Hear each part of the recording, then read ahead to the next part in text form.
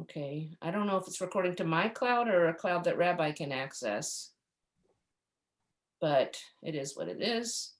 Screen share.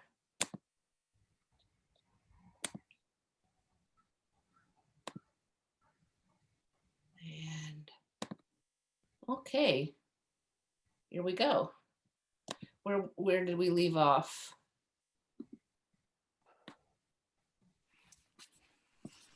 The ladder. Oh yeah, I was saying in in the Torah reading in shul today that Jacob should have made himself a big salami sandwich. Yeah, I know it's pretty bad, but I had to say it, and I had to say it again. Are we on verse 12? Oh, I think we read that already. The angels were going up and Oh, down. yep. So, verse 13. Okay. V'hinei Adonai nitza alav vayomar Adonai Elohei Avraham Avicha ve'Elohei Yitzchak haaretz asher ata shochev aleha lecha etnena uzarecha. And behold, the Lord was standing over him, and he said, I am the Lord, the God of Abraham your father, and the God of Isaac. The land upon which you are lying to you, I will give it into your seed. The land upon which you are, well, There should be a I guess comma. it does say Asher Ata Shachev Aleha.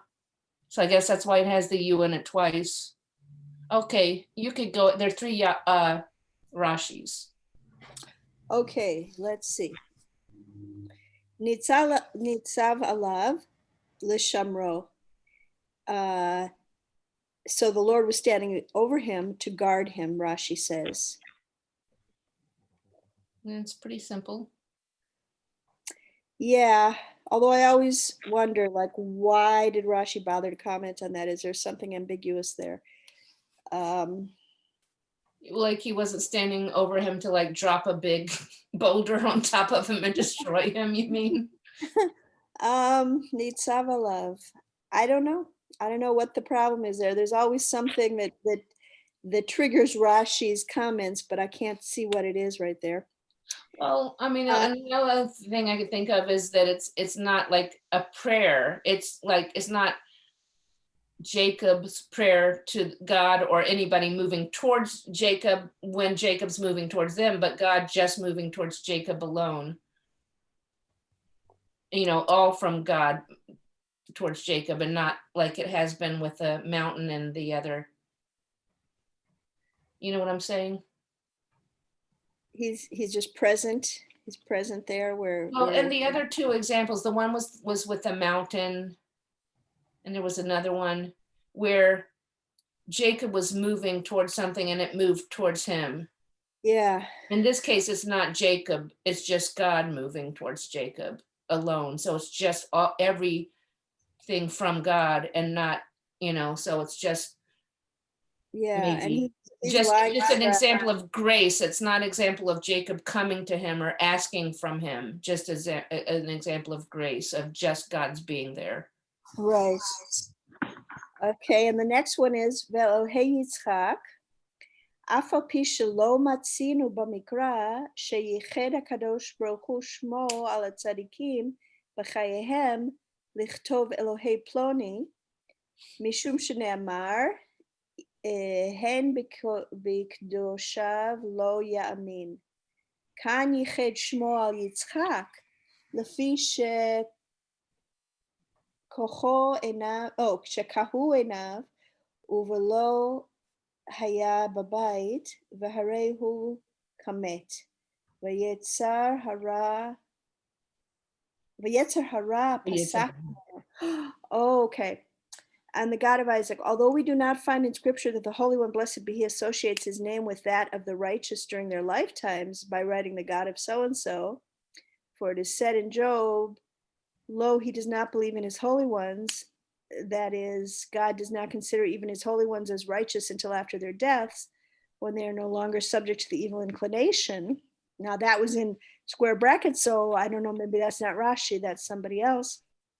Anyway, nevertheless, here he associated his name with Isaac because his eyes had become dim and he was confined in the house and he was like a dead person, the evil inclination having ceased from him. Whoa. Aha. That's, I mean, whoa. So that, I mean, to me, being homebound and partially blind does not necessarily eliminate, natural urges or evil inclinations, but that's what, I guess that's Rashi's looking at. But what he's not, it's also interesting that Rashi says, wait a sec, Abraham was his grandfather, but he says Abraham your father and Isaac. He doesn't say, Abraham your grandfather or Isaac your father, or both of them referring to fathers, because he's doing it as spiritual, fathers. It's not parallel, in other words. Well, Abraham had died by then, I guess, is the idea. Yes. So once Okay. he's dead, then God is willing to associate himself to call himself by his name. But normally, according to this commentary, normally God wouldn't say, "I am the God of someone who's alive." The God, Okay. I'm known as the God of Isaac because Isaac's still alive. Okay. Because as long as you're alive, you can still mess up and become an evil person and not be worthy of God's being called by your name. Persona non grata. Yeah, but I guess the idea was here, Isaac was equivalent to a dead person in that way. He wasn't there was no chance he was going to be overcome by his Yetzer Hara at this point. Oh, okay. So he might still have the Yetzer Hara, but he wasn't going to be able to act on it because he was too disabled. I think so. And if the Yetzer Hara in this case is a sexual, which it often means, then it means, he can't see anymore. He's not going to be tempted. He can't. Yes. And he can't go chasing after women. His eyes won't lead him astray. Yeah. Like it says in the Shema or whatever. Yeah. Okay. Another Rashi. Shachav aleha. Kipel HaKadosh Baruch Hu kol Eretz Yisrael tachtav. Ramaz lo shetehe nocha likavesh levanav. So the Holy One, blessed be He, folded the entire land of Israel under him. He hinted to him that it would be easily conquered by his children, as 4 cubits, which represent the area a person takes up when lying down. I'm sorry. My phone rang, so it made the screen go away. Let's see. Sharing is paused. Bring your shared window to the front. I'm trying to. I don't know how. Oh, resume share. Okay. I can still see your. Okay, I couldn't though. Okay, sorry about that. Where were you? So the Shachav Aleha, the land that you're lying on, I'm going to give it to you. And the Midrash, I guess, is that God folded the whole land up under him. Whoa. So that it was as if the whole land was just the space of 4 cubits, which represent the area a person takes up when lying down. Well, so it's another one of those strange mystical, physical, upheavals of nature where God is giving him the land. He's saying, it's yours. It's as if it's going to be easy to take this land, just as easy as it was to lie down on it. I mean, it's interesting because, I mean, obviously that's kind of one of the type of things that goes against nature. You would think the land can't be all of the Holy Land can't be folded up like that and fit under him. And, so you could say that's a miracle, but so would the definition of a miracle be if God is doing something that's against nature? Because I kind of thought mostly he wouldn't. Well, he's still dreaming, remember. This is still part of his dream, isn't it? He saw the angel. Well, I can't see the top of the page now, but yeah, he saw the ladder with the angels, right? He dreamed. Oh, you're right. Yeah, Okay. so I don't think we have to see it as something that physically happened, but it's like when you have a dream and then you wake up and you think about the dream and you realize, whoa, what a great metaphor, Yeah. I mean, it's, and also if you have a dream like this, it's obviously meaningful and that wouldn't have been reported if it weren't. So maybe it's not, physically happening exactly, but the fact that he's dreaming about God's presence taking care of him in all these ways and promising him all this stuff. I mean, it's obviously meaningful. There's, it says something, it's not an ordinary dream. Yeah, I mean, I think probably, he's the third generation now, Abraham, Isaac, Jacob, and he's in big trouble with his father and with his brother, and he's walking alone through walking on this long journey all by himself. The idea that his descendants are actually going to become a great kingdom and have this land for their land, and be blessed by God and all these different ways, it seems pretty far-fetched to him. So this dream comes and gives him an image, a physical image of, oh, you've got this, you've got this in the palm of your hand. Reassurance, yeah. Yeah. Don't even worry about it because it's going to happen, and it's going to be as simple as lying down on the ground and taking a nap. Right. Yeah, I'm here with you, and really I'll do all the work. You're just gonna be there for the ride. It is really right now God is doing all the work. In the dream he is, but he's kind of promising that he's going to be the one that's enabling everything. I mean, obviously Jacob couldn't do it without God. Right, and that may be especially relevant to Jacob because up to now, he's done a certain amount of, we could say, conniving and manipulating and managing things. And he felt like, oh, I have to make this happen, but it's like the dream is coming to tell him, you don't have to make everything happen by yourself. But I also wonder, you're bringing up his manipulations and, you can look at it on one level as this is a part of an immature character who's not trusting God enough, who's not, who wants to be manipulative and deceitful to get his way, the ends justify the means. There's a lot of negative ways to look at that I think are important. But also I wonder, but is he actually, to what extent is this fulfillment of what had to be what God wanted? Could he, but then could have this been accomplished without that manipulation, as far as his having the blessing, especially the birthright, one thing, but the blessing especially. Yeah, well, that's a question. It's a good question. Like how, if he had been more trusting from the beginning and sort of sat back and let things take their course, what would have happened?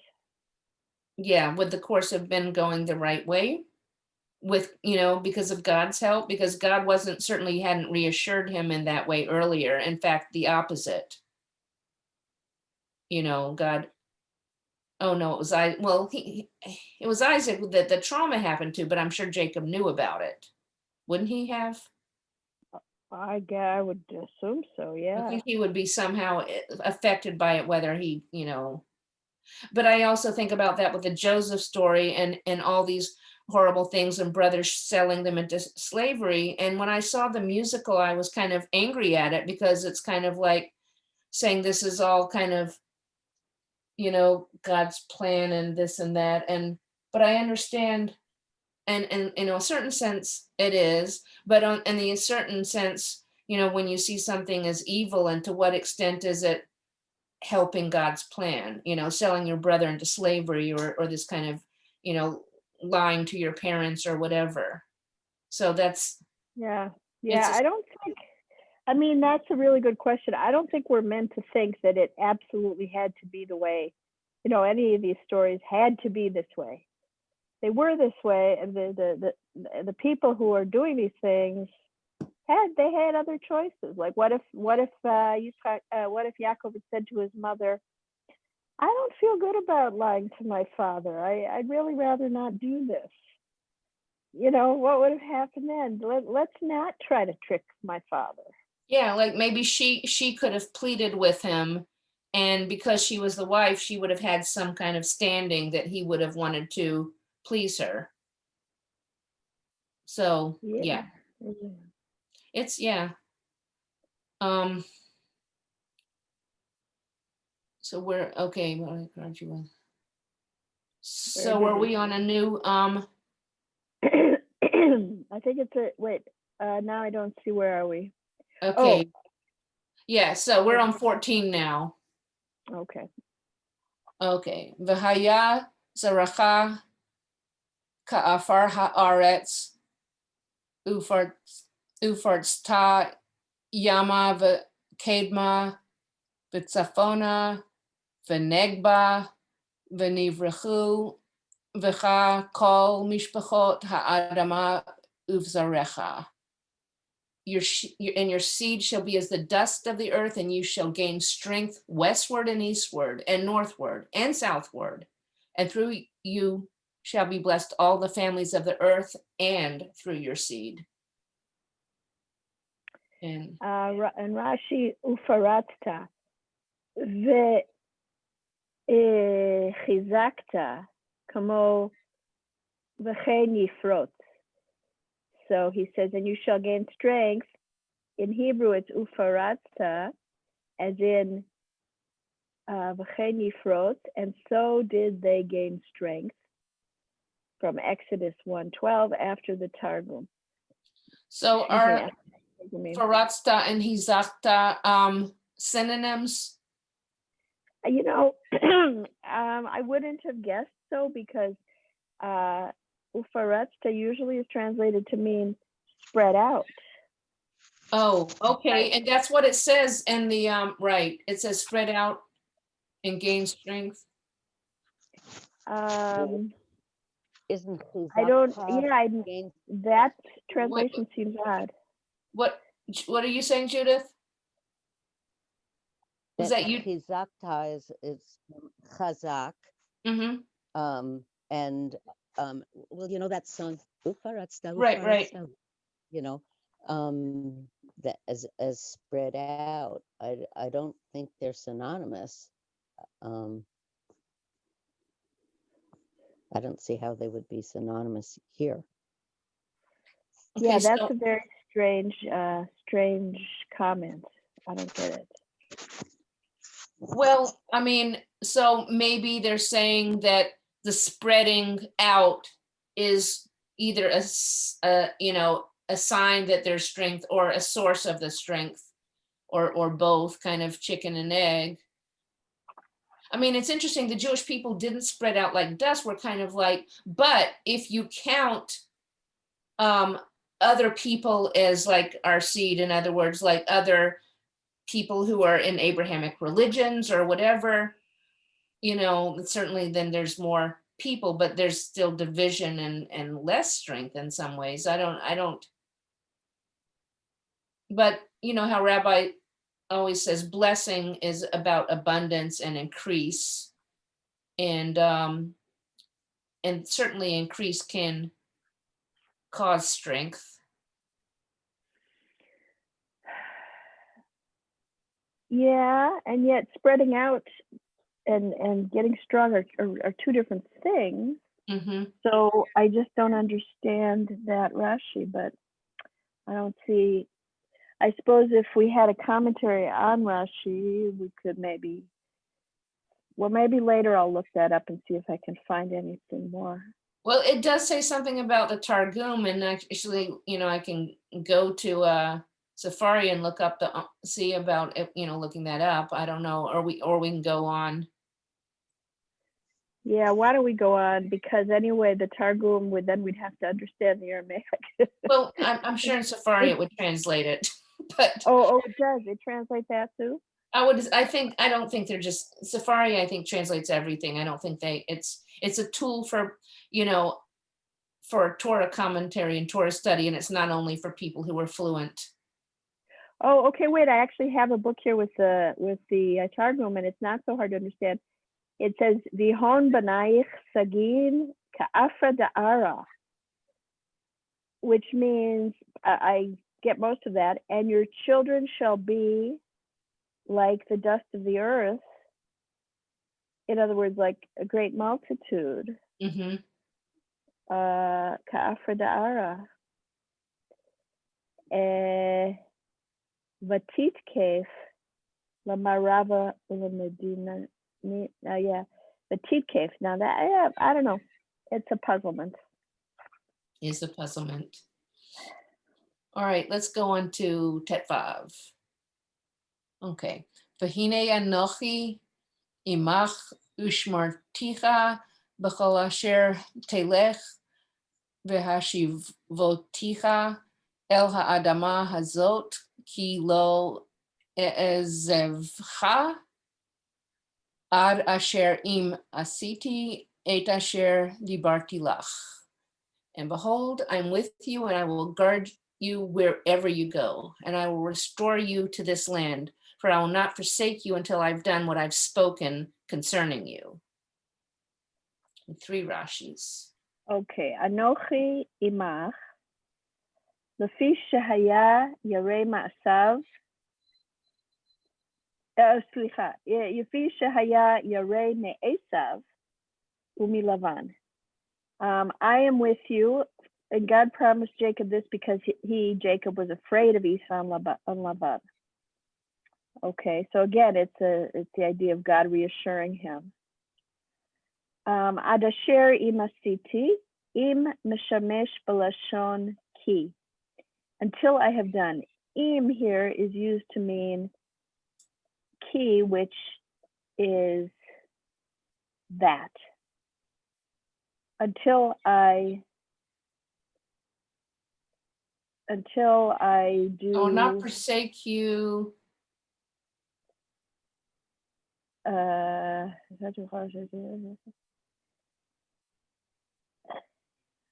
Imasiti, that I did, maybe because. It is meaning that, but I mean, ki does mean because I promised you, I've spoken concerning you. Because makes sense. Yeah, because I will not leave you, or for I will not leave you, and I will not forsake you. Yeah. Wasn't the quote Al Tirei Yaakov from God to Jacob much, or was that a quote from God to Jacob or from his sons? Al Tirei, don't worry, Jacob. Don't fear. I mean, so there's a lot of, I don't remember when that was and where, but I mean, I remember the quote, but it's a lot of reassurance. Jacob, is kind of portrayed as being very fearful. And I think that was a later thing. So maybe even later in life. Yeah, he needs a lot of reassurance. Yeah. Okay. Dibarti lach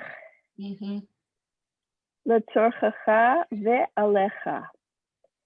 מה שהבטחתי לאברהם על זרעך, לך הבטחתיו ולא לעשיו, שלא אמרתי לו כי יצחק יקרא לך זרע, אלא כי ביצחק ולא כל יצחק. וכן כל לי ולך ולך ולא, ולהם הסמוכים אצל דיבור משמשים לשון על. וזה יוכיח שהרי אם יעקב לא דיבר קודם לכן. Sounds like grammar's coming up. Yeah, so Hebrew,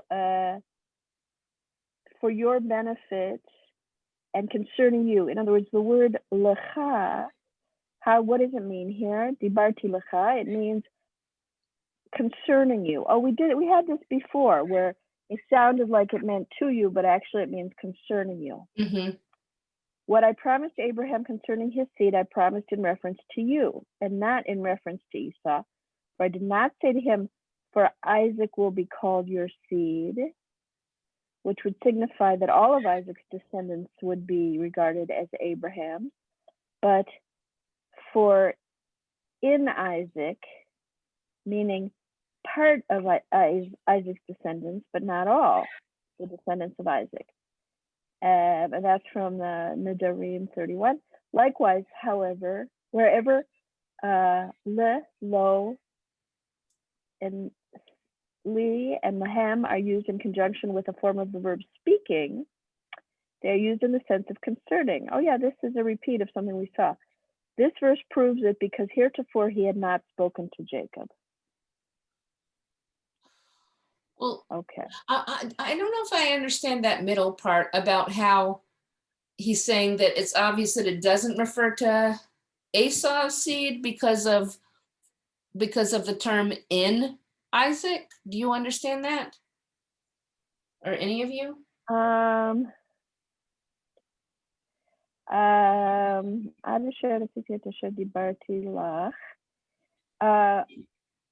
guess there's a verse earlier on which talks about vaYetzei. Yeah. Isaac will be called your seed, which could signify that all of Isaac, but in Isaac, meaning part of. Now, why is in Isaac meaning part of Isaac?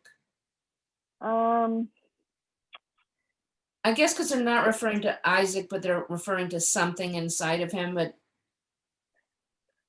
yeah, I would have. I don't know, it would be good if we knew what verse that was and we could look back and see where that is. But I guess because there's a preposition there, any preposition, buh, or the buh signifies we're not talking about all of Isaac, we're talking about something coming from Isaac, but not all so of grammatically it would have made sense without the buh, but the addition of the buh is what's being answered here, kind of. Yeah, it would have made sense, but it would have meant something different. It would have meant all of Isaac's descendants, according to this Rashi.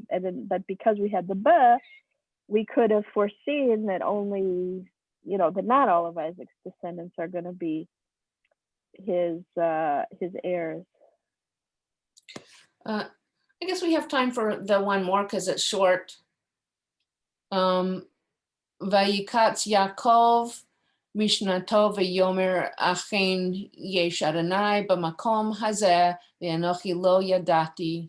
Jacob awakened from his sleep and said, indeed, the Lord is in this place, and I didn't know it. One short Rashi here. V'anochi lo yadati. She'ilo yadati lo yashanti b'makom kadosh zeh. And I did not know it, for had I known, I would not have slept in such a holy place. Yeah. Okay. Well, I guess it's time for you guys to go to shul, and I'll stop this. I'll stop the recording and the share. Stop share. Now, stop recording.